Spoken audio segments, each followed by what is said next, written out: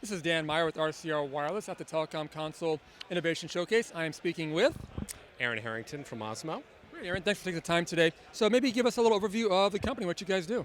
Yeah, so Ozmo creates a platform that wireless operators use, Verizon being one of our clients, to help their call center agents troubleshoot, diagnose, and resolve any sort of device-related issue within the call center environment. And so, like basically, the call center agent can have a device in front of them that pops up whenever a customer calls in, says, "Hey, I'm having a problem with this specific device." They can punch it in. There it is in front of them, full color, and everything that they want's right there. Then. That's exactly right. Yeah. So in Verizon's case, they have anywhere from 200 to 250 active devices on their network currently, and what we provide them is every agent within Verizon has access to an actual version of the device at scale, each different software version that's on that device as well, so that they're able to actually go in, actually see the device, go through the device. The device is also indexable or indexed as well, so it's searchable.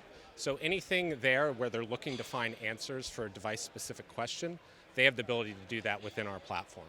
Very, very nice. And I'm guessing, too, having a customer like Verizon, I mean, obviously you guys have got some pretty good scalability. They're a big carrier out there. It kind of shows your platform, I'm guessing, is a fairly robust platform. Yeah, it is. Yeah, so with Verizon as an example, they have tens of thousands of agents that are using our product on any given day.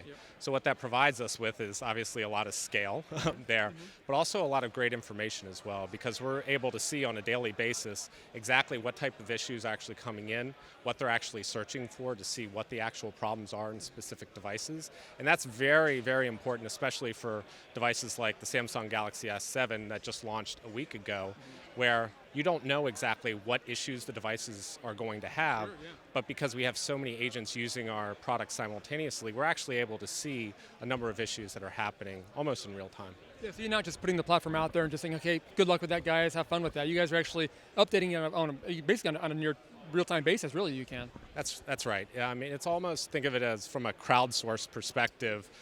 We have multiple agents using our product at any given point in time.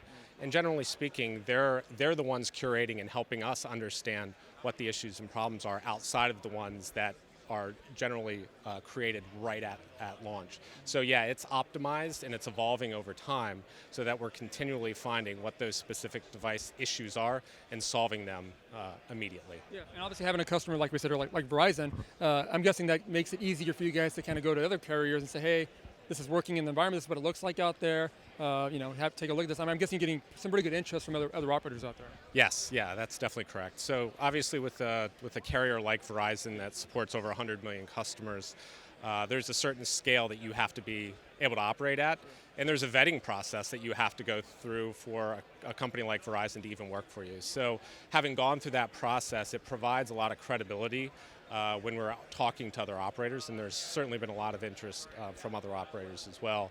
And again, it provides you with that credibility when you go in that you have somebody of that scale using the product, then I know that it will work for my organization as well. Yeah, and not to say that other carriers don't have a hard vetting process, but I think Verizon is kind of well known as being a very difficult carrier to work with at times. And so yeah, if you're able to get in there, that definitely shows that, hey, we know what we're doing out there. Yes, that's correct. It certainly takes some time and patience, and in this market, we understand that we're in this for the long haul. I mean, ultimately, carriers move a bit slower than companies in other markets. So for us, we understand the long sales cycles and the long vetting process, all of the IT work that has to go into vetting any new solution that they bring in to their environments. So we get that and understand that. We've been through the process. So it certainly provides confidence to the new operators that we're going to as well, to understand that we've been through this before, and it's not a fly-by-night operation. This is an established operation that has been successful doing this for some time. Sure, makes sense. And obviously, like we were saying, we're talking a little bit earlier off camera, but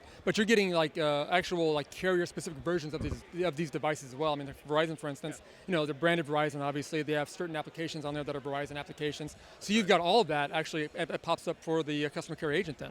Yeah, that's exactly right. So we're getting early release access to all devices. We'll get them weeks in advance for almost all devices prior to public launch. And we provide our customers with access to those products. Agents get our access to those devices days in advance of launch, and customers on the self-support side get them the day of launch. And yes, they do include carrier-specific applications in certain instances where in Verizon they're My Account application or VZ Navigator or any of the other applications that the carrier might receive calls or support-related issues on. Generally speaking, they're going to be included to help support that. We're trying to solve every single device-related issue that comes in because those are the most complicated and they cost the most for these operators as well. So it's our goal and our mission as a business to solve every one of those issues. Yeah, it makes sense. And obviously then you guys know when the new iPhone comes out, you know ahead of time what it looks like and all those secrets about it, right? Yeah, although Apple, yeah, and Apple works on a different schedule than many of the other OEMs. So I would like to say that we get those devices well in advance, but we only get those a few days in advance. So we have other things that we have to do to get the product out in time, and we do. Obviously, there's the potential of a new Apple or 2 new Apple devices coming out. And we'll be ready for our carrier partners to have access to those devices the day before launch so that their agents will have access to actually familiarize themselves with the devices, understand and learn about them, and know the second that they get that first call, which is day one that product goes on sale, they'll be able to handle and manage those calls. Now what about the event like this for you guys? And obviously you guys do already have a really big customer as it is. Yeah. How important is an event like this for you guys to kind of reach out to maybe more customers out there? Obviously this is a very intense way to meet people. Yeah. How's that worked out for you guys so far? It's worked out really well. The event is great because even though you only have 10 minutes with each one of the operators, it really forces you to condense your message into something that has to be very clear and coherent, and you have to get to the point really quick. Luckily for us, we have a product that demos very well, and people can see the power of it, especially when they're able to search for any specific thing on any given device and be able to get to it immediately and see specific troubleshooting tips and topics. So that's very good. And then also having other clients as well, and clients in Canada as an example, having multilingual capabilities, especially for an event like this where it's global in nature. Everybody wants to know, hey, is the product available in the languages that I support from an operator perspective?